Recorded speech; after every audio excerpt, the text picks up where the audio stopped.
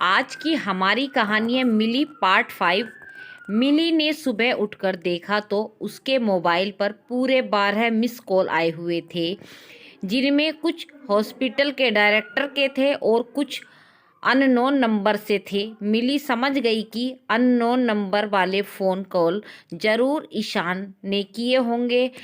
उसने मोबाइल चुपचाप टेबल पर रख दिया और बच्चों को उठाने चली गई। आज मालदीव जाना था तो दोनों बच्चे श्रीमा और दक्ष मिली की आवाज़ सुनते ही उछलकर बेड पर खड़े हो गए। श्रीमा ने उठते ही पूछा, माम हमारी फ़्लाइट कब है? इवनिंग 5 बजे। बच्चों को खुशी देख मिली भी बहुत खुश थी। उसने श्रीमा को प्यार से चूमते हुए कहा, लेकिन माम हमारे स्कूल का क्या होगा? दक्ष ने ट्रिप की खुशी के बीच अपनी चिंता जाहिर की। मैंने तुम लोगों के लिए प्रिंसिपल से बात कर ली है। जब हम ट्रिप से वापस आएंगे तुम्हारी class teacher written class work तुम्हें दे देगी। मिली ने मुस्कुराते हुए दक्ष को प्यार किया और कहा, ठीक है मॉम, क्या हम मालदीव में बहुत मस्ती करने वाले हैं? बिल्कुल मस्ती करने ही तो जा रहे हैं, लेकिन पहले तुम दोनों जल्दी से फ्रेश होकर नाश्ता कर लो, फिर साथ मिलकर हम पैकिंग करेंगे। मिली ने दोनों बच्चों को स्नेह से मुस्कुराकर देखते हुए कहा। बोलते हुए दोनों श्री और दक्ष बेड से कूदकर उतरे और ब्रश करने भागे।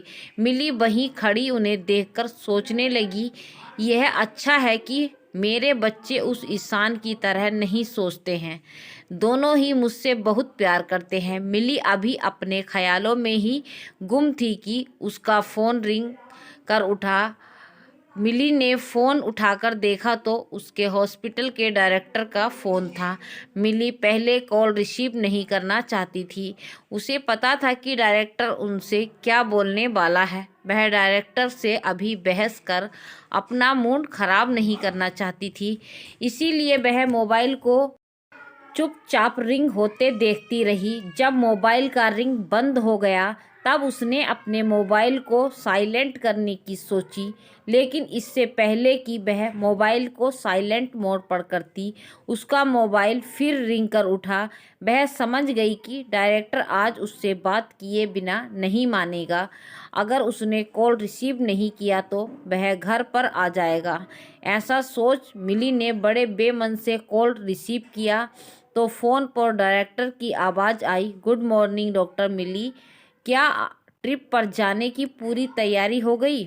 गुड मॉर्निंग सर, अभी कुछ काम बचे हैं, उन्हें पूरा कर रही हूँ। क्या आप सच में नहीं कर रुकेंगी? नहीं सर, सॉरी। ओके ओके, अच्छा। क्या आप अपने असिस्टेंट डॉक्टर मित्तल से मिस्टर ईशान ठक्कर की बीमारी डिस्कस कर उन्हें उनका ट्रीटमेंट बता सकती हैं? सॉरी सर, मेरी नॉलेज करोड़पतियों के लिए नहीं है, मिली ने दृढ़ता से कहा और फ़ोन काट दिया।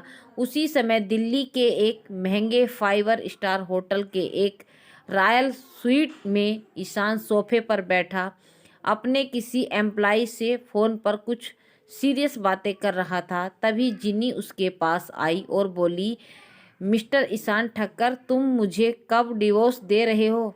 ईशान ने चुप रहने का इशारा करते हुए फ़ोन पर अपनी बात जारी रखी।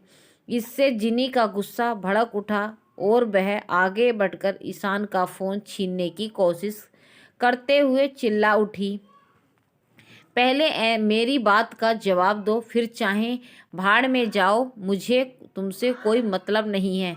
मिली ईशान ने पूरा जोर लगाकर जिनी को धक्का दे अपना कॉल काट और चिल्लाया, बेवकूफ़ औरत, तुम्हें इतना भी नहीं पता कि मैं एक इम्पोर्टेंट बात कर रहा था? नहीं दूंगा मैं तुम्हें तलाक, जाओ जो करना है कर लो। मैं तुम पर घरेलू हिंसा का केस करने जा रही हूँ। अभी के अभी इंसान के धक्का देने से गिरी जिनी ने अपनी कमर सहलाते हुए कहा, जो करना है करो, आखिर एक विदेशी के खून का असर तो होगा ही। तुम पर। ईशान ने व्यंग से उसे देखते हुए कहा, तुम्हारा खून कौन सा अच्छा है जो अपनी प्रेग्नेंट वाइफ और अपने बूढ़े पेरेंट्स को छोड़ सकता है? वह इस दुनिया में किसी का नहीं हो सकता। मैं थूकती हूँ तुम पर, जिनी ने गुस्से से चीखते हुए कहा। ओ तो अब 7 सालों बाद तुम्हें यह ख्याल आया? इंटररेटिंग, ईशान व्यंग से मुस्कुराते हुए बोला। जवाब में जिनी ने अपना पर्स उठाया और पैर पटकते हुए रूम से बाहर निकलते हुए बोली, गो टू हेड। तुम्हारी जिंदगी नरक नहीं बनाई तो मेरा नाम भी जिनी नहीं। ईशान लापरवाही से मुस्कुराते हुए जिनी को जाता देखता रहा और जब वह कमरे से बाहर चली गई तब वह फिर से किसी के साथ कॉल पर बिजी हो गया। उधर मिली ने जैसे ही डायरेक्टर का कॉल काट किया, उसकी फ्रेंड डॉक्टर सुलेखा का कॉल आ गया। मिली को यह संयोग थोड़ा सा अटपटा सा लगा, फिर भी उसने कॉल रिसीव कर सहजता से कहा, हेलो डियर, कहो कैसे याद किया? सुना तुम ट्रिप पर मालदीव जा रही हो। सुनकर मिली थोड़ा चौंक गई, क्योंकि उसके मालदीव जाने की बात रात भर में इतनी फैल जाएगी ऐसा उसने सोचा नहीं था। उसने सुलेखा से कहा, अच्छा तो तुम्हें भी पता चल गया मेरी ट्रिप का? हाँ, लेकिन अचानक यह मालदीव की ट्रिप कैसे प्लान किया तुमने? बस बच्चों की जिद थी काफ़ी दिनों से, तो सोचा अब चले ही जाते हैं। ओके, एंजॉय योर ट्रिप, जाने मन कह डॉक्टर सुलेखा ने कॉल काट दिया। मिली समझ गई कि अब एक के बाद एक नई कॉल उसके कलीग्स के आने वाले हैं, तो उसने अपना फ़ोन स्विच ऑफ कर दिया और अपने आप से बोली, अब मैं अपना पूरा दिन बच्चों के साथ पैकिंग करने और मस्ती करने में गुजारूंगी। फ़ोन अब मालदीव जाकर पहुंचकर ही ऑन करूंगी। मिली का पूरा दिन तनाव युक्त और हंसी खुशी बीता।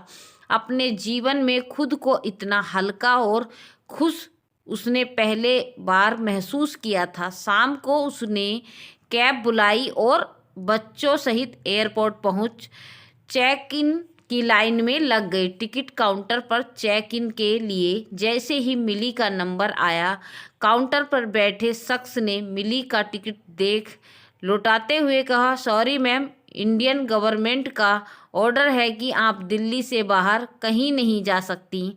सुनते ही मिली ने चौंक कर कहा, लेकिन मैं कोई मुजरिम नहीं हूँ जो मुझे इस तरह सिटी अरेस्ट किया जा रहा है। मैम, मुझे अधिक तो नहीं मालूम, लेकिन हमारी अथॉरिटी की तरफ से ऐसा ही कहा गया है कि भारत सरकार ने आपको दिल्ली से बाहर जाने पर रोक लगा दी है, इसीलिए हमें आपको चेक इन से वापस भेजने का आदेश है।